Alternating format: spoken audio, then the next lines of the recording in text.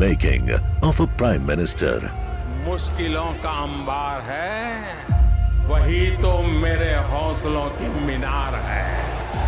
हिंदुस्तान में दो प्रधान, दो निशान नहीं चलेंगे। अगर इतनी ताकत ये पाकिस्तान के खिलाफ लगा दे तो आतंकवाद आगना हो गया।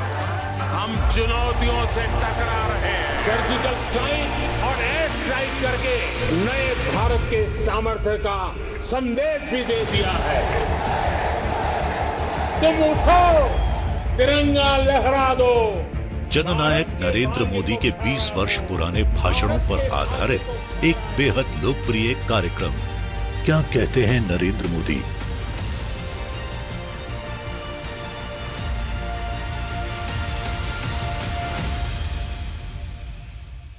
नमस्कार, मैं हूं आपके साथ पूर्णिमा मिश्रा। हमारे खास प्रोग्राम क्या कहते हैं नरेंद्र मोदी में आज आपको सुनवाएंगे प्रधानमंत्री मोदी का वो ऐतिहासिक भाषण जो उन्होंने 8 अगस्त 2019 को दिया। राष्ट्र के नाम अपने संबोधन में पीएम मोदी ने कहा कि हमारी सरकार के ऐतिहासिक फैसले से जम्मू कश्मीर और लद्दाख के लोगों का वर्तमान सुधरेगा और भविष्य भी सुरक्षित रहेगा।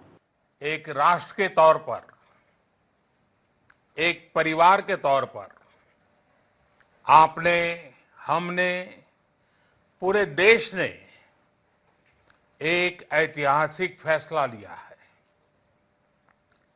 एक ऐसी व्यवस्था जिसकी वजह से जम्मू कश्मीर और लद्दाख के हमारे भाई बहन अनेक अधिकारों से वंचित थे, जो उनके विकास में बड़ी बाधा थी, वो हम सबके प्रयासों से अब दूर हो गई है।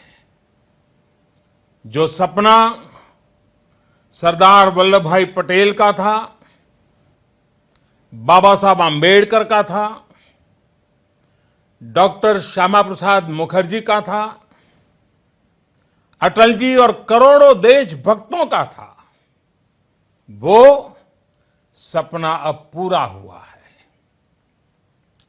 जम्मू कश्मीर और लद्दाख में एक नए युग की शुरुआत हुई है। अब देश के सभी नागरिकों के हक भी समान है और दायित्व भी समान है। मैं जम्मू कश्मीर के लोगों को, लद्दाख के लोगों को और प्रत्येक देशवासी को हृदयपूर्वक बहुत बहुत बहुत बधाई देता हूं। साथियों, समाज जीवन में कुछ बातें समय के साथ इतनी घुल-मिल जाती हैं कि कई बार उन चीजों का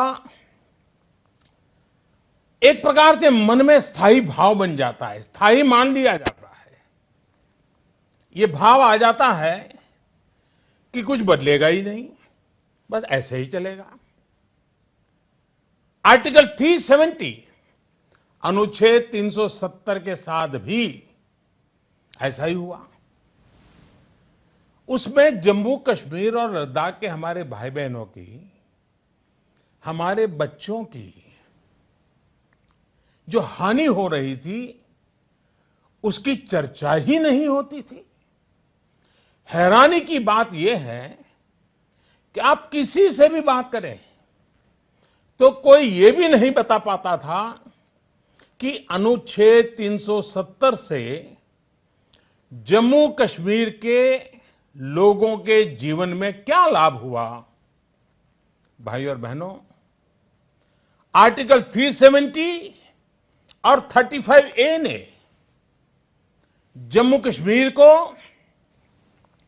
अलगाववाद, आतंकवाद, परिवारवाद और व्यवस्थाओं में बड़े पैमाने पर फैले भ्रष्टाचार के अलावा कुछ नहीं दिया।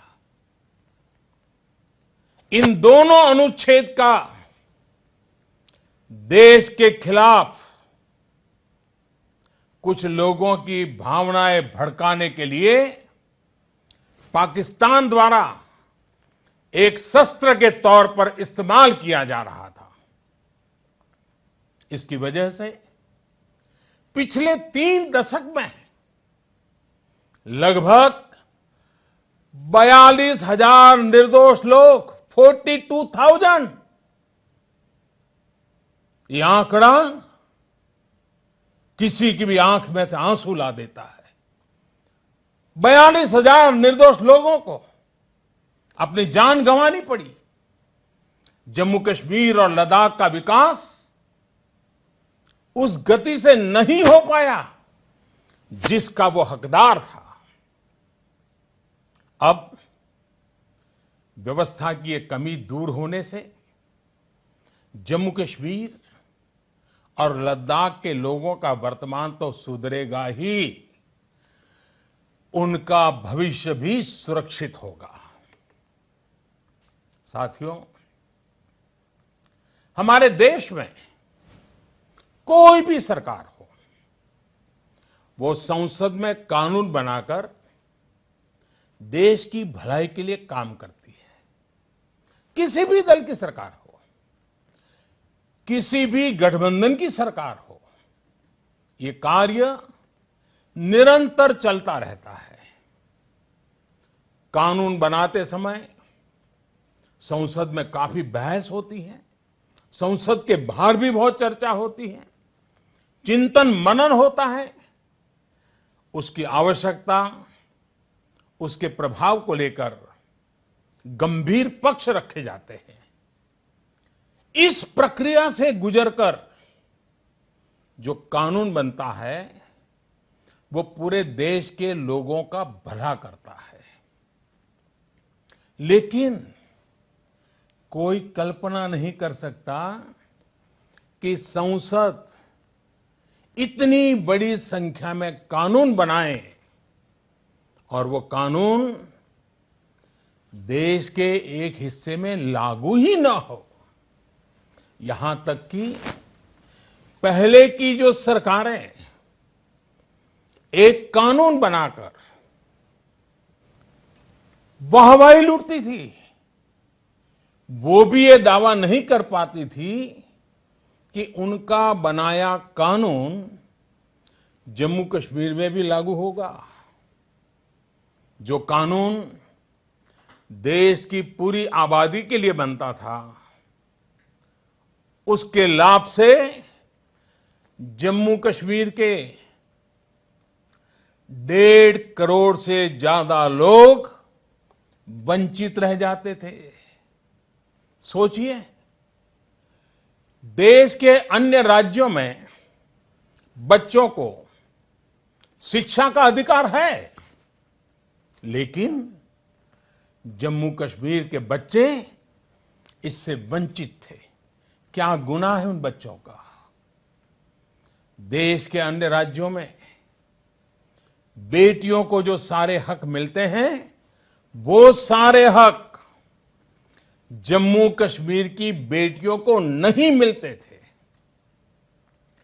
देश के अन्य राज्यों में सफाई कर्मचारियों के लिए सफाई कर्मचारी एक्ट लागू है, लेकिन जम्मू कश्मीर के सफाई कर्मचारी इससे वंचित थे, उनको यह हक नहीं दिया गया था।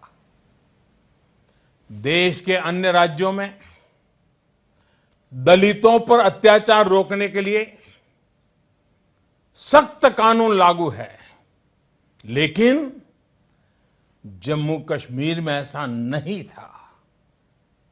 देश के अन्य राज्यों में अल्पसंख्यकों के हितों की रक्षण के लिए माइनॉरिटी एक्ट लागू है, लेकिन जम्मू कश्मीर में ऐसा नहीं था।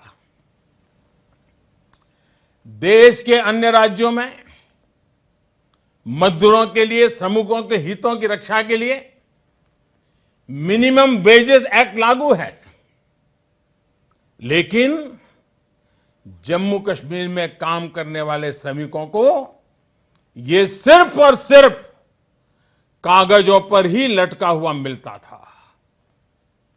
देश के अन्य राज्यों में चुनाव लड़ते समय एससी, एसटी, अनुसूचित जनजाति के भाइयों बहनों को आरक्षण का लाभ मिलता था, लेकिन जम्मू कश्मीर में ऐसा नहीं था। साथियों, अब आर्टिकल 370 और 35A बीते हुए इतिहास की बात हो जाने के बाद उसके नकारात्मक प्रभावों से भी जम्मू कश्मीर जल्द बाहर निकलेगा, इसका मुझे पूरा विश्वास है। भाई और बहनों, नई व्यवस्था में केंद्र सरकार की यह प्राथमिकता रहेगी कि राज्य के कर्मचारियों को,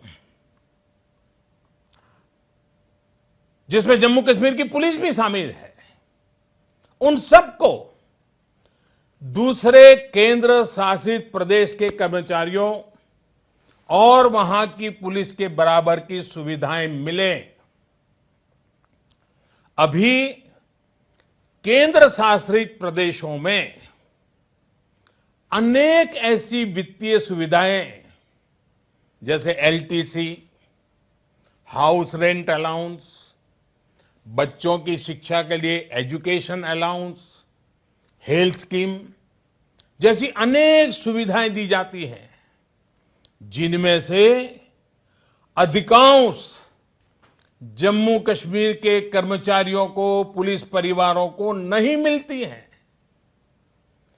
ऐसी सुविधाओं का तत्काल रिव्यू कराकर जल्द ही जम्मू कश्मीर के कर्मचारियों को, पुलिसों को, उनके परिवारजनों को ये सुविधाएं मुहैया कराई जाएगी। साथियों, बहुत जल्द ही जम्मू कश्मीर और लद्दाख में सभी केंद्रीय और राज्य के रिक्त पदों को भरने की प्रक्रिया शुरू की जाएगी। इससे स्थानीय नौजवानों को रोजगार के पर्याप्त अवसर उपलब्ध होंगे। साथ ही केंद्र सरकार की पब्लिक सेक्टर यूनिट्स और प्राइवेट सेक्टर की बड़ी कंपनियों को भी रोजगार के नए अवसर उपलब्ध कराने के लिए प्रोत्साहित किया जाएगा। इसके अलावा सेना और अर्ध सैनिक बलों द्वारा स्थानीय युवाओं की भर्ती के लिए रैलियों का आयोजन किया जाएगा। सरकार द्वारा प्रधानमंत्री स्कॉलरशिप योजना का भी विस्तार किया जाएगा ताकि ज्यादा से ज्यादा विद्यार्थियों को इसका लाभ मिल सके। जब से वहां गवर्नर रूल लगा है, जम्मू कश्मीर का प्रशासन सीधे केंद्र सरकार के संपर्क में है। इसकी वजह से बीते कुछ महीनों में वहां गुड गवर्नेंस और डेवलपमेंट का और बेहतर प्रभाव जमीन पर दिखाई देने लगा है। The making of a prime minister. मुश्किलों का अंबार है, वही तो मेरे हौसलों की मीनार है। हिंदुस्तान में दो प्रधान, दो निशान नहीं चलेंगे। इतनी ताकत ये पाकिस्तान के खिलाफ लगा दे तो आतंकवाद आगना हो गया। हम चुनौतियों से टकरा रहे हैं। सर्जिकल स्ट्राइक और एयर स्ट्राइक करके नए भारत के सामर्थ्य का संदेश भी दे दिया है। तुम उठो, तिरंगा लहरा दो। जननायक नरेंद्र मोदी के 20 वर्ष पुराने भाषणों पर आधारित एक बेहद लोकप्रिय कार्यक्रम क्या कहते हैं नरेंद्र मोदी